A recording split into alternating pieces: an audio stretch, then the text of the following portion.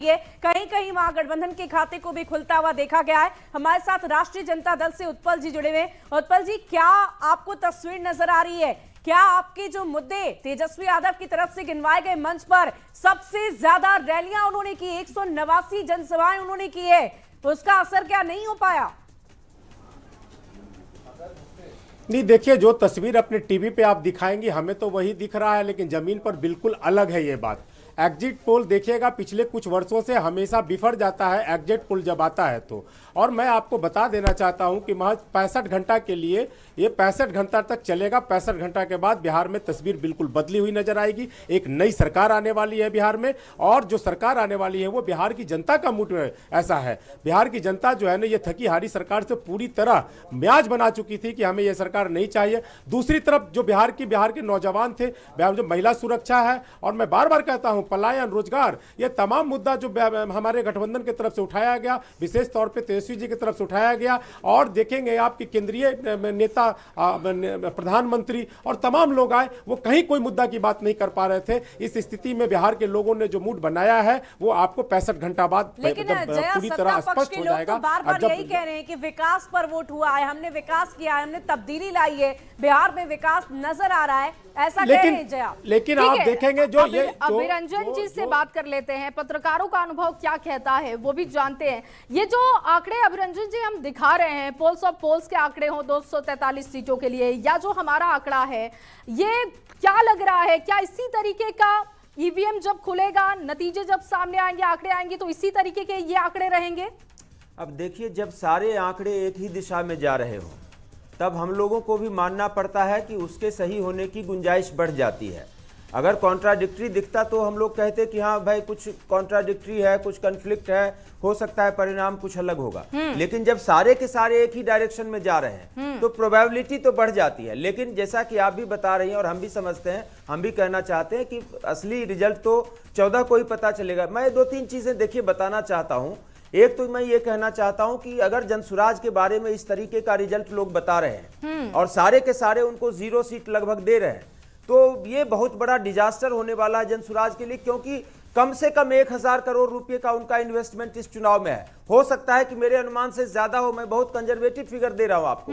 उनके कार्यकर्ताओं और अन्य नेताओं के खर्चे वगैरह जोड़ लें तो हो सकता है वो 5000 करोड़ रुपए हो। और अगर इतना ज्यादा इन्वेस्टमेंट करके अगर एक विधायक बिहार में या 2 विधायक न जितवा पाए तो ये मुझे लगता है कि बहुत बड़ा डैमेज होगा। और इसमें कोई भी जो है वाकई अभिरंजन जी एक बड़ा डिजास्टर हो सकता है। इसकी चर्चा हम बार बार कर रहे थे और आगे भी आपसे चर्चा करेंगे। परसेंटेज भी पता होना चाहिए कि कोई सर्वे में ये भी बताए कि आखिर इनको वोट परसेंटेज कितने, सीटें नहीं मिल रही है तो चलो एक बात है, लेकिन क्या इनको वोट परसेंटेज भी बहुत सारी बातें जिस पर हम चर्चा करेंगे। और राजनीतिक दल हर तरीके से कोशिश करता है, लेकिन जनता का मूड क्या है, उनका मिजाज क्या है, ये तो बूथों पर जाकर पता चलता है और ईवीएम का जब पिटारा खुलेगा तब पता चलेगा। लेकिन फिलहाल तो खुशी की बात मनीष जी के लिए, जेडीयू सबसे बड़ी पार्टी हो सकती है। ये हमारी एग्जिट पोल के आंकड़े बता रहे हैं कि आपको सबसे ज्यादा सीटें दी जा सकती है, सबसे ज्यादा आपके विधायक आ सकते हैं।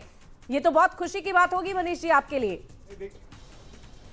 नहीं, देखिए, हम लोग लगातार कह रहे थे कि बिहार की जनता को अगर किसी नेता पर विश्वास है तो वो है आदरणीय नीतीश कुमार जी। और हमारे नेता पूरा चुनावी जनसभा का उनका भाषण निकाल कर देख लीजिए। जिस प्रकार से हमारे बड़े भाई उत्पल जी कह रहे थे कि ये लोग मुद्दा पे बात नहीं करते हैं, इन्हें विकास नहीं दिखता, ये चश्मा पहने हैं लेकिन फिर भी इनको स्पष्ट नहीं दिखाई दे रहा है। तो हम तो उत्पल भैया को कहेंगे कि एक बार अपना चश्मा का जांच करा लीजिए। लेकिन मनीष जी बस मैं आपसे छोटा सा रिएक्शन ये लेना चाहूंगी कि कुछ 2 ऐसी बड़ी बात बता दीजिए कि 2 ऐसे बड़े मुद्दे जो नीतीश कुमार ने मंच से जाकर कहा और उसी के आधार पर आपको वोट मिले होंगे। नहीं, देखिए, इस चुनाव में सबसे ज्यादा महिलाओं ने बढ़ चढ़ कर भाग लिया है, यानी कि महिला पहला फैक्टर है। और दूसरा फैक्टर, बिल्कुल बिहार के युवा छात्र, जिस प्रकार से बिहार में शिक्षा व्यवस्था 2005 तक ध्वस्त हो गया था, नीतीश कुमार जी ने बिहार में हर पंचायत में स्कूल खोला, लड़कियों को स्कूल जाने के लिए साइकिल दिया, भोजन दिया, वस्त्र दिया, स्कॉलरशिप दिया। और स्टूडेंट क्रेडिट कार्ड दिया ठीक कि है, देश ठीक के है। किसी कोने में मैं जाकर लौटती हूँ आपके कोई पास, बच्चे मनीष जी अपने लौटती भविष्य हूँ आपके लिए। ये अच्छी खबर है एग्जिट पोल के हिसाब से, लेकिन जो तमाम आंकड़े आ रहे हैं वो भी हम अपने दर्शकों के सामने रखने जा रहे हैं। ये देखिए 243 सीटों के लिए जो फिगर है, एग्जिट पोल जो कह रहा है वो आंकड़ा है, और इसके मुताबिक एनडीए को 140 से 150, महागठबंधन 85 से 95। पीके के लिए अच्छी खबर नहीं है, 0 से लेकर 5 सीटें, और अदर्स के लिए 5 से 10, कुछ इस तरीके के आंकड़े एग्जिट पोल बता रहे हैं। लेकिन लगातार हम आपसे कह रहे हैं कि 14 तारीख का इंतजार करना होगा, लेकिन पोल्स ऑफ पोल्स हमारे आंकड़े एनडीए के पक्ष में बहुमत देते हुए दिख रहे हैं। शुभे वाकई, और लगातार अलग अलग तरीके से हम आपको दिखा रहे हैं। देखिए, हम जीतन राम मांझी की पार्टी की बात कर ले 0 से 5, चिराग पासवान की पार्टी 10 से 15, उपेंद्र कुशवाहा की पार्टी 0 से 5, और इधर जेडीयू की बात करें तो 60 से 70, 55 से 65। तो ये आंकड़े जो दिखा रहे हैं उसमें आप देखिए, जेडीयू जनता दल यूनाइटेड नीतीश कुमार की पार्टी सबसे बड़ी पार्टी इस चुनाव में उभर कर हो सकती है,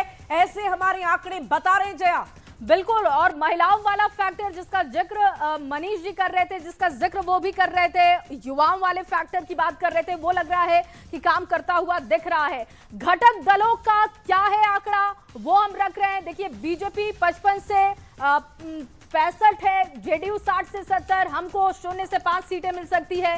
सीपीएम को अब देखिए, अब ये महागठबंधन के आंकड़े हमने रख दिए हैं। महागठबंधन के घटक दलों के आंकड़े क्या कहते हैं? आरजेडी को 50 से 60, कांग्रेस 15 से 20, सीपीआईएमएल 10 से 15, सीपीआई को 0 से 5, सीपीएम को भी 0 से 5 मिल सकते हैं, वीआईपी को 0 से 5 और आईआईपी इसको 0। तो ऐसे में अगर घटक दलों के हिसाब से देखा जाए तो आरजेडी को सबसे ज्यादा सीटें मिल रही हैं, लेकिन 2020 के मुकाबले अगर आप देखेंगे तो आरजेडी के आंकड़े कम हैं।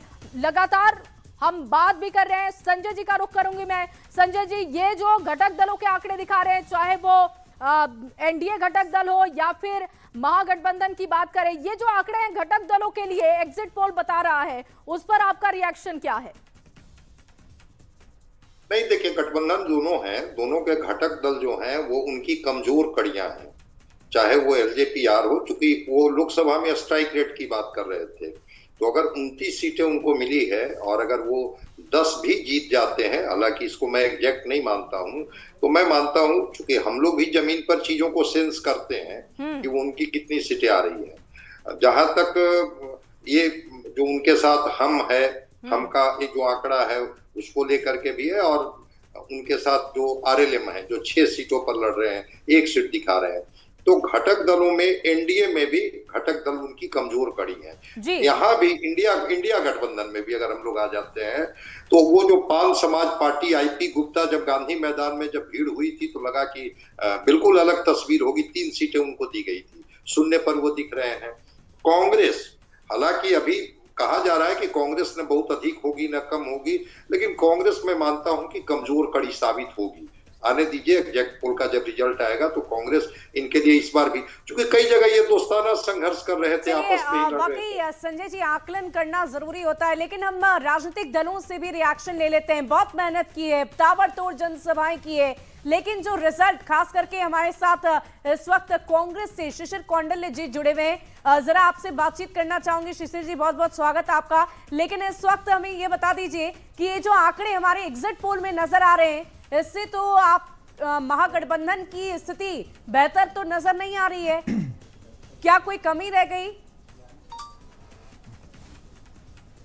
और देखिए, दरअसल क्या है कि अभी हम लोग एग्जिट पोल देख रहे थे और लगभग 2015 से, उससे पहले की बात तो मैं नहीं करता, 2015 से लगातार एग्जिट पोल मैं देख रहा हूं, उस पर हमारी नज़र है। और आपको भी शायद पता होगा कि 2015 का एग्जिट पोल फेल किया, 2019 का एग्जिट पोल फेल किया, 2024 का एग्जिट पोल फेल किया, लेकिन और इस बार यहाँ पर मैं रोकना आपको चाहूंगी, बताऊं कि जो आपका एग्जिट पोल है, एग्जिट पोल दिखाता है वो सत्य ही साबित होता है। पिछली दफा भी महागठबंधन की सरकार बनते हुए हर न्यूज चैनल पर दिखाया गया था, लेकिन न्यूज 18 ने एनडीए की सरकार बनती दिखाया था और वही रिजल्ट भी साबित हुआ था। सर देखिए, दरअसल क्या है कि कौन से ज्योतिष प्रेडिक्शन करते हैं वो मुझे नहीं पता, कहाँ से बूथ पे बानगी निकालते हैं ये भी हमें नहीं पता। लेकिन मैं इतना बता दूं आपको, और मैं कॉन्फिडेंटली बता रहा हूं, आज भी मैं वोट देकर के आ रहा हूं अपने क्षेत्र से, और जनता इस बार बदलाव के मूड में है। जनता चाहती है कि ये जो ये संयम अच्छा है सरकार और इंतजार वो बहुत जो है, अच्छा होता है, इंतजार अच्छा होता है शिशिर जी। बेसिकली और जब आपके पक्ष में बात बन जाए बदला तो जाए, उससे बेहतर कुछ नहीं। 14 तारीख का इंतजार कर लेते हैं। नहीं जेडीयू से अरविंद जी हमारे साथ जुड़े हैं। सुनिए ना, मैं आपने जब सवाल मैं किया, लौटती हूँ क्योंकि अरविंद जी भी अभी नहीं जुड़े हैं। आप जब सवाल करेंगे तो उसका जवाब भी तो लेना चाहिए आपको। अच्छी खबर है तो उनसे बात करना भी बहुत जरूरी है। अरविंद जी, क्योंकि मनीष जी तो लगातार बता रहे कि कौन से बड़े फैक्टर हैं जो आप लोगों के पक्ष में जा रहे हैं, उन्होंने काम किया होगा और ये आंकड़े इस तरीके के दिख रहे हैं। आपका क्या मानना है, क्योंकि अब जो ओवरऑल आंकड़ा है ये कह रहा है कि जेडीयू सबसे बड़ी पार्टी बनकर उभर रही है, कौन से वो बड़े फैक्टर हैं जो काम कर गए? देखिए, पिछले 20 वर्षों के दरमियान आदरणीय नीतीश कुमार जी ने बिहार के लिए जो काम किया है, बिहार में चाहे वो आधारभूत संरचनाओं का विकास का मामला हो, बिहार के महिलाओं को आत्मनिर्भर बनाने का जो योजना हो, युवाओं को सरकारी नौकरी देने का मसला हो, बिहार में ग्रामीण अर्थव्यवस्था में सुधार लाने की प्रक्रिया हो, बिहार में छोटे छोटे उद्योग धंधों को स्थापित करने की दिशा में उठाए गए सरकार के कदम हो, जी सरकार के स्तर पर जो काम किए गए ओवरऑल उसका प्रयास है। कुल मिलाकर के यह कहा जा सकता है कि आदरणीय नीतीश कुमार जी ने जो 2 दशकों अरविंद जी एक बड़ी